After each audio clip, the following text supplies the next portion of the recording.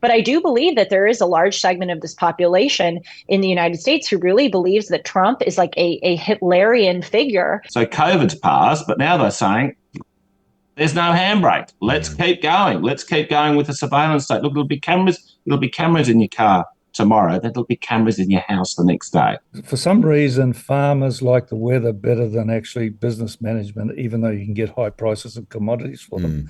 Doesn't seem to interest them so much as yield does from the weather.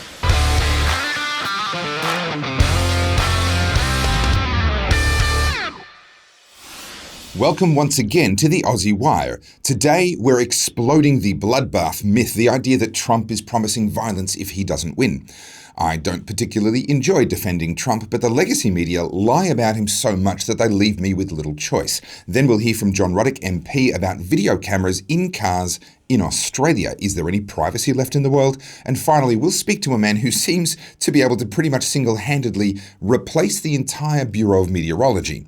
All of that is coming up in just a moment, but first, today we're announcing some changes. It's been 10 months already since the Aussie Wire launched, and in that time we've brought you more than 300 stories, plus dozens more in-person interviews from globally significant conferences and events all over the world. We're so grateful for your support all the way through the last 10 months, and we've been listening to your feedback. As of this week, we're making an important change that will allow us to go deeper into the stories that matter, and focus more on giving you not just information, but understanding. As of this week, we're shifting our focus to less quantity of stories and more depth of analysis into each story. Quality over quantity. We're moving to a single episode each week released every Wednesday at 4 p.m, starting on Wednesday the 27th of March. At the Aussie Wire, we are committed to truth, freedom, and hope. And these changes are all about learning and evolving what we do and how we do it, so that we can be even more effective at speaking the truth in defense of freedom for the purpose of bringing hope to you. So I'll see you on Wednesday next week with a new look Aussie Wire news. In the meantime, here's today's news. Well, have you heard the news? The presumptive next president of the United States, the presumptive next leader of the world, has in fact promised that it's going to be a bloodbath if he is not elected. Surely, this is finally the thing that is going to disqualify him from being able to run. Finally, surely, we have conclusive proof that he is indeed an insurrectionist and he is trying to undermine democracy. So say all of the headlines. All of the NBC, CBS and Rolling Stone headlines are telling me that they were right all along when they said that this man really is a threat to democracy.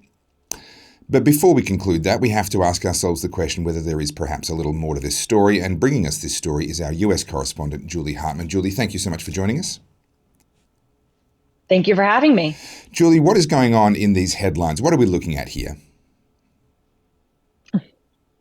What's going on is typical American politics, Topher, especially with regard to Donald Trump. They have a strategy, which is basically just try to make Trump out to be a dictator at every possible turn, even if he didn't say something that was dictatorial or authoritarian at all.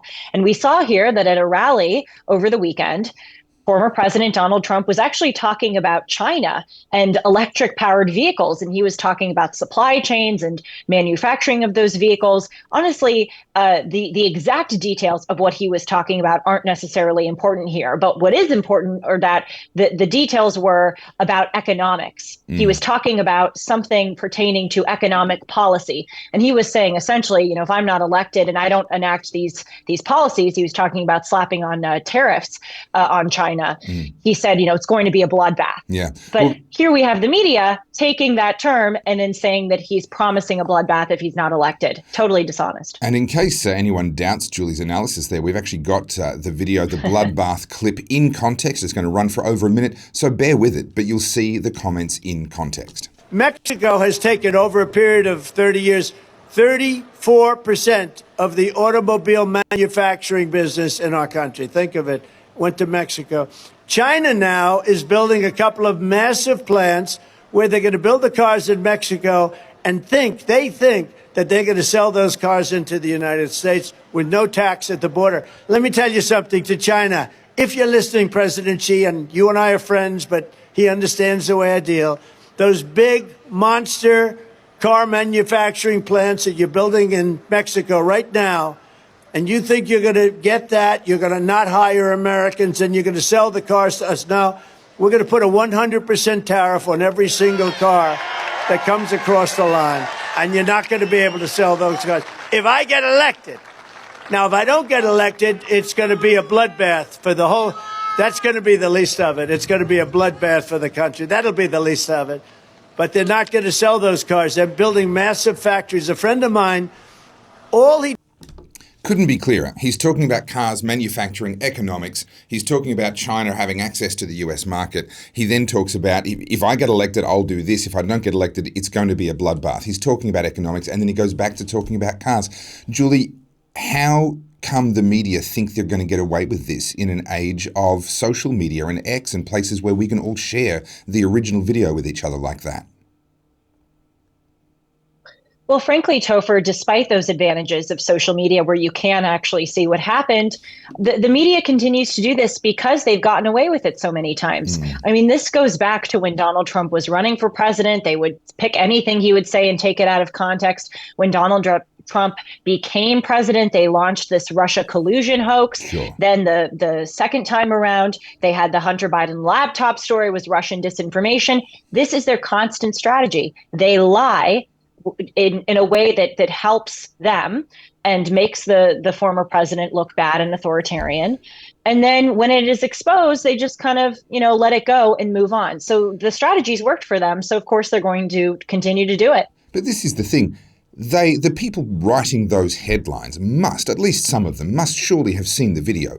They must know that that's not an accurate... I mean, they're trashing their own brand. They're trashing their industry. What's it for?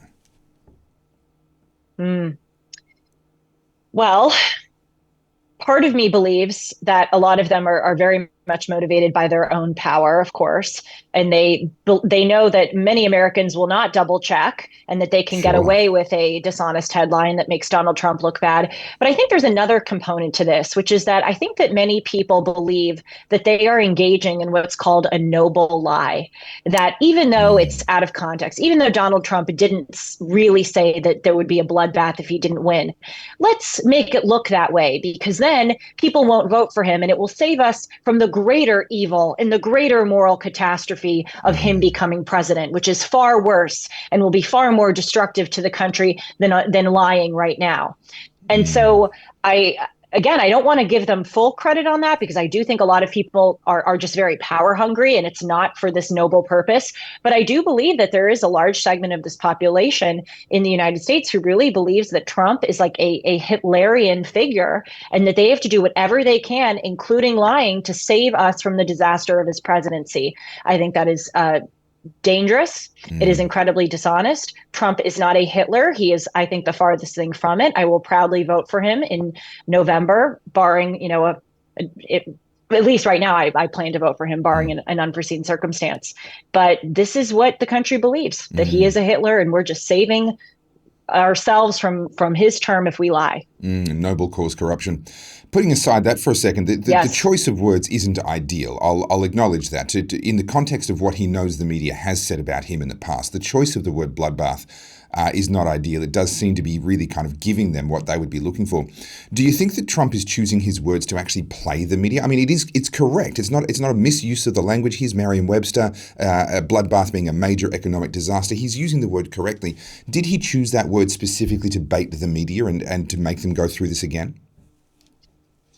No, I don't. I mean, Ben Shapiro on his show recently played a clip, a montage of all of the different times that other reporters, Democrats have used the term bloodbath. It is a common term. We can look up the definition. Yes, of course, it refers to bloodshed, but it also just refers to, a catastrophe.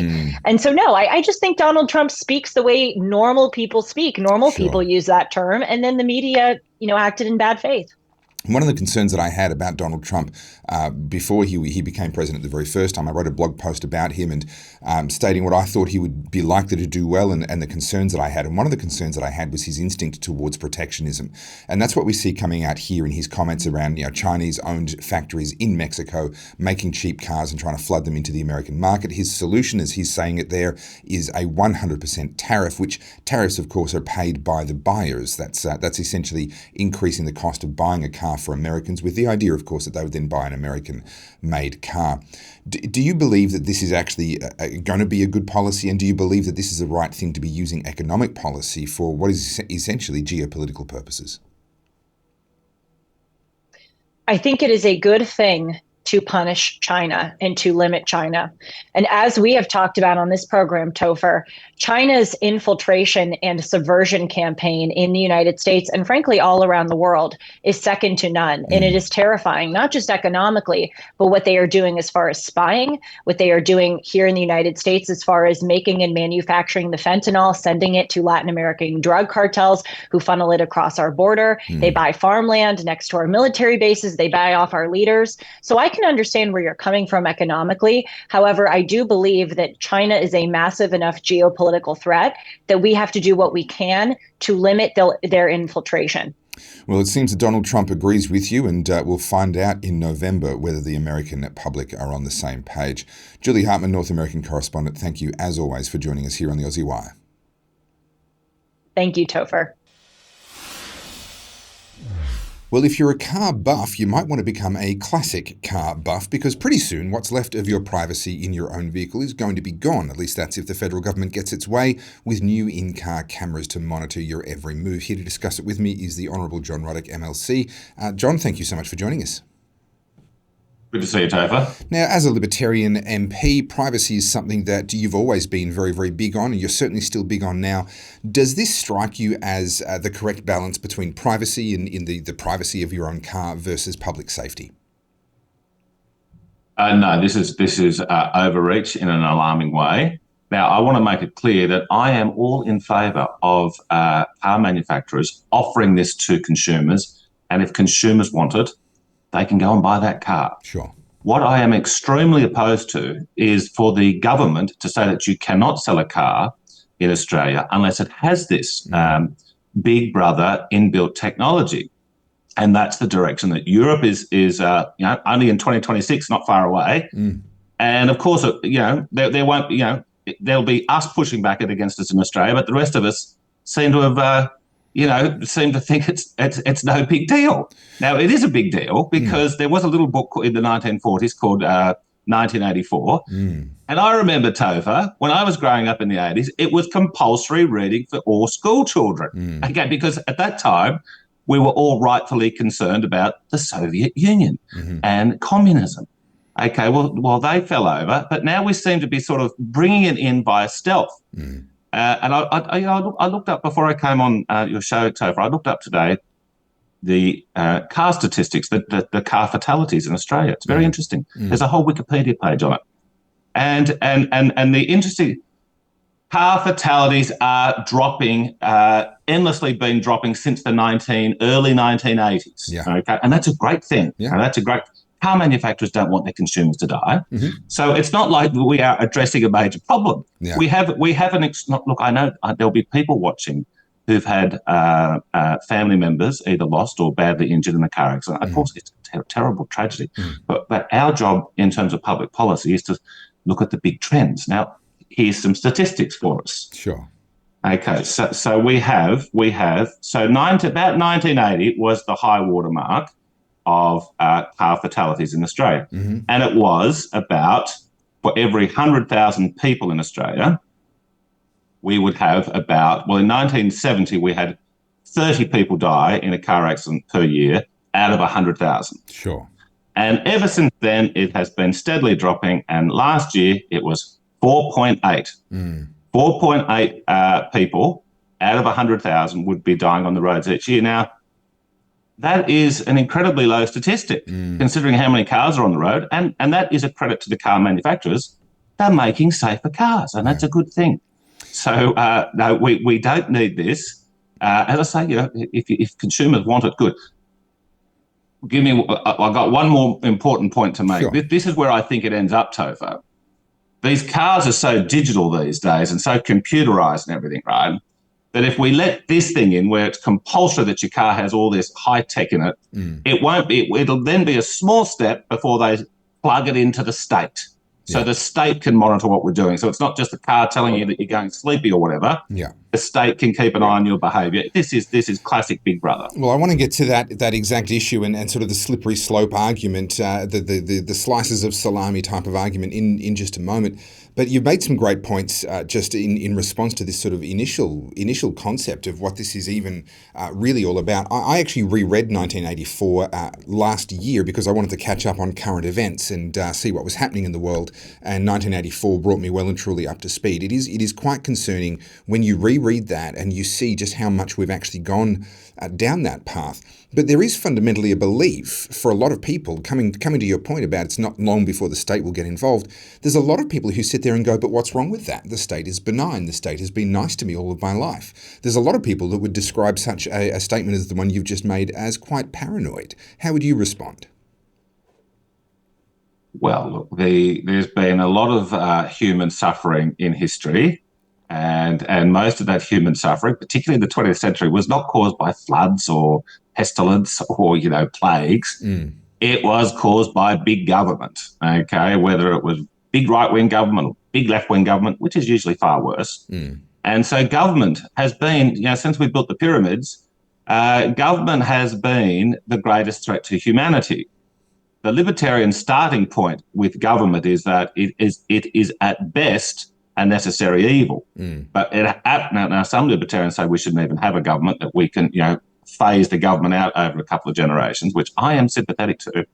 But other libertarians say, no, we do need a state, a very small one, to be sort of like a night watchman. Okay, but people who think that the government is benign, they call people like you and me conspiracy theorists, Topher, but the truth is we're history buffs. Yes. Anyone who's paid attention, knows that government is self-perpetuating and it always finds a reason to grow and grow and grow. And the crisis comes along and it grows, okay? But then putting aside the crises, like the subprime crisis or the COVID crisis or war on terror crisis, okay? Putting aside those big things, people who work in the government, they're always thinking of ways that they can make their little department a little bit bigger. They can get a pay rise. They can always justify it. And so we've now, when the Liberals ran this country, back in the good old days when they were actually a Liberal party, they ran it for 23 years. And then Gough Whitlam gets elected in 72. But when Gough had won, the size of the state was about 18% of the GDP. Now, really hard to measure the size of the state now because there's GST, there's stamp duty, there's income tax, there's company tax, blah, blah, blah, blah, blah, local government rates, state government stuff. Some people say it's already over 50%. I believe it is, yes. And yes. so it's suffocating us, okay? So we need to get back to, look, this is the role of the Libertarian Party. We need to educate people about the danger of the state. All right, so let's talk about this, the reality that a lot of people are going to say, well, they've already got cameras, in the car, forwards and backwards. They've already got road safety cameras. We've got cameras now that are designed to look into your car and determine whether you're on your phone or not. We've got speed cameras. We've got red light cameras. We've got traffic monitoring cameras. Surely you're making a mountain out of a molehill to draw a line now and say that cameras inside the car are some kind of a terrible problem. Well, it's just incremental big brotherism, okay? And so people, it's like the little frog in the boiling water, doesn't notice it until it's too late. And that's where we're up to. The Libertarian Party in New South Wales is going to be campaigning very aggressively at the local council elections this year.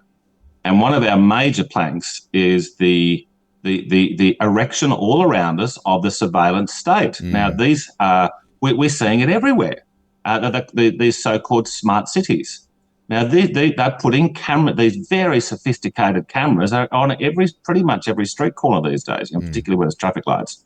Now, this is not the old CCTV, which is just sort of running a loop of everything that happens. No one's looking at it unless someone gets mugged or there's a break-in or something. They can go back and look at the CCTV. Now, It's debatable whether that's a good idea, but okay. But let's put that. But these surveillance state that's been erected by the local council, it's not being brought in by the federal. It's not being brought in by the federal government or by the state parliament because there's a lot of scrutiny about what they do. They're sneaking it in through the local councils where people don't pay attention, and so we will be campaigning against this surveillance state because what it is these cameras are designed to monitor people. Okay, now they're not telling you that it's going to start off with a you'll get a carrot. There'll be a carrot which will sort of go, well, you'll get a pat on the head for being well behaved. Then there'll be a stick for when you're not well behaved. We're meant to be appalled at what started rolling out in China 10 years ago with all the surveillance. Well, we're doing it now through the local councils, and the Libertarian Party is the only one that's sort of sounding the alarm on this, and we intend to sound it a lot louder. Well, I saw that with my own eyes when I was in Guangzhou some years ago, just cameras absolutely everywhere and taxi drivers living in fear of being identified doing the wrong thing or having any of their passengers doing the wrong thing. One of the things that I do find interesting about this particular story is that even the headlines are actually noting that there is a backlash, and there is in fact a fear of that backlash amongst car manufacturers as well. Now, you mentioned the smart cities. We saw a 15-minute city trial in Oxford where a lot of people were not complying. A lot of people were deliberately actually interfering with the equipment that was designed to keep people within their 15-minute zones, the bollards that were put up, the cameras that were put up. We've seen with Sadiq Khan's ultra-low emissions zones in London, we've seen the Blade Runners coming out of nowhere, just sort of spontaneously organising and committing essentially acts of vandalism on the cameras themselves that were supposed to be able to enforce those ultra-low emissions zones. Putting aside whether that's right or wrong, do you expect there to be a backlash of anything like that sort of a nature against something like this, or do you think Australians are largely going to let this pass them by?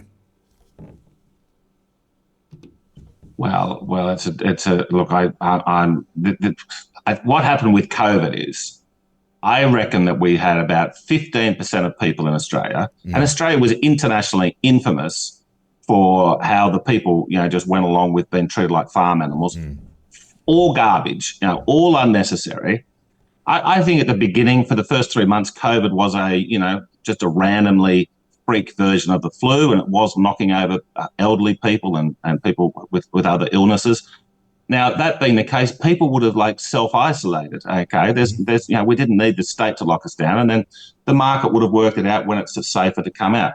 But the really distressing thing is that I would estimate 15% of Australians were vocal in their opposition to COVID. And there was a poll. I saw there was a poll in The Guardian in July 2021, right at the peak of the hysteria. And the poll from The Guardian said 18% of people were supporting the freedom marches. I thought, okay, that's terrible. Okay, we've been putting up with a year and a half of COVID BS, and you still had only 18% saying, that most of them didn't turn up to the freedom marches, but 18% of them were prepared to tell a pollster that they supported them. Yeah. So it was probably the reality was probably about 25%. If this had happened, if exactly the same thing had happened with COVID in the 1970s, the 1980s, we would have had 70% of Australians out on the street, and it would have been overturned very, very quickly. So one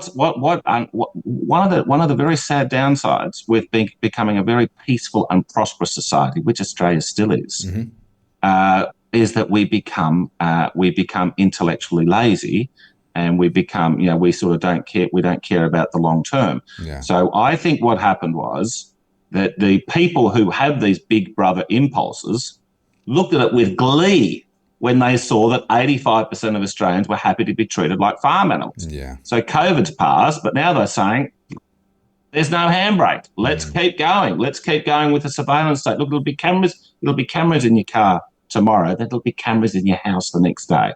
Okay, so that's the direction that they want to go in. And all we can do is do our very, very best to resist it and turn it around.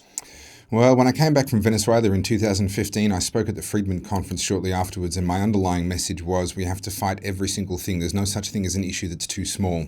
And cameras in cars, well, that's just the next issue that's in front of us, and I wholeheartedly agree. I think we need to kick up an absolute fuss over this, ignore the haters, ignore the people that say, oh, why are you complaining about that? You didn't complain about this. Well, I should have complained about that, and now I'm going to stop you at this point here. I think Australians need to get much more aggressive, in my opinion, about pushing back on these sorts of things. Well, I don't know about you, but do you feel like, I certainly feel like, the weather predictions haven't been particularly accurate recently. Now, of course, the weather predictions not being accurate, well, that's been a byword since I was a child, but I feel like, if anything, they're kind of getting worse. Maybe not in like the 7-day forecast, but certainly in the seasonal forecasts. Witness the El Nino that was going to be our hottest and driest ever, and quite frankly, in my opinion, was absolutely nowhere to be seen. The Bureau of Meteorology is a multi-billion-dollar embarrassment on the country, in my opinion. But it gets worse when you realise that there is a one-man army who seems, if you believe the farmers that he informs, to be able to predict the weather with uncanny accuracy at implausible timescales and with a remarkable level of reliability. It sounds ridiculous, but I personally know people that use the services of David Burton, aka Inigo Jones, long-range forecaster, and he joins me now. David, I've got to be honest, I find this kind of challenging because the idea that a one-man band like yourself can do what the Bureau of Meteorology can't seems implausible. How do you do it? I use sunspots and planetary cycles that have an effect on Earth, and they change the weather, basically. And the sunspot cycles is roughly an 11-year cycle. It varies a little bit depending on other planets having an effect. So it can come a little bit early, come a little bit late. But generally over history, when you have high sunspots, you have major flooding, especially on the East Coast, and low sunspots, you have droughts. Does that tend to be worldwide as an observation, or does it? Are you talking about what we would expect in Australia and the east coast of Australia? It's worldwide, but it's when you have the major droughts that line up to what Indigo used was a fixed star called Vega. So basically 80% of the world will be in drought, and opposite 80% of the world will be in floods. The combination, if you get one at that point, the drought might last a year. If you get two planets at that point, it'll be a bit longer. That's the diagram on the right there. And you can forecast basically whatever you want, 100 years, 200 years now, in advance. You mentioned someone's name, Inigo. Tell us about Inigo Jones and why you've kind of picked up his name in reference to your work. He's part of it, but Indigo was born in 1872.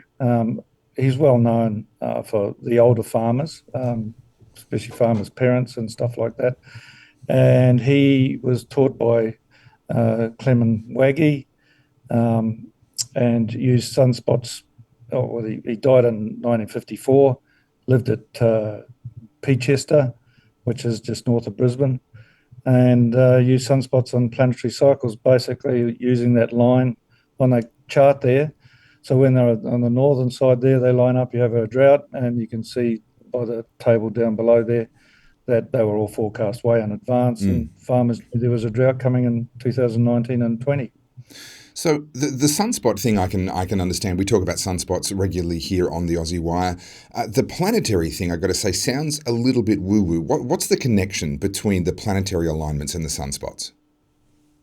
Well, Jupiter's probably the closest average to the sunspots, which is just under 12 years, and the average of sunspots is 11.11 years overall. So, and Jupiter has the greatest magnetic pull. So Jupiter's outside the Earth, and the Earth is between the Sun, and the Sun's 109 times, I think, the size of the Earth, so or even more. And so when you have that magnetic pull, it changes the atmosphere and temperature of the Earth.